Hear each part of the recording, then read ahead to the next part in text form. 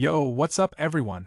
I just discovered the best legal hack of 2025, and if you're not using this, you're seriously missing out.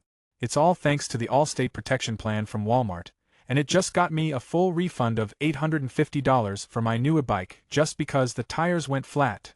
And on top getting my money back, I got to keep the e-bike too. Here's how it went down. I bought this brand new e-bike, and just 2 weeks later, I got a flat tire. Super frustrating, right? But here's where things get crazy. I filed a claim with Allstate, and they actually classified my flat tire as accidental damage. That meant they refunded me every single dollar, without making me return the bike. So what did I do?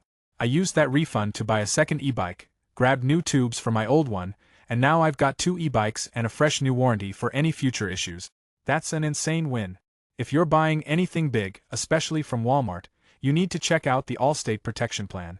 Whether online or in-store, this is hands down the smartest way to protect your purchases and maximize your money. If this blew your mind like it did mine, hit that like button, subscribe for more hacks and tips, and drop a comment if you've ever pulled off something like this. Ride smart, save money, and hack the system, legally.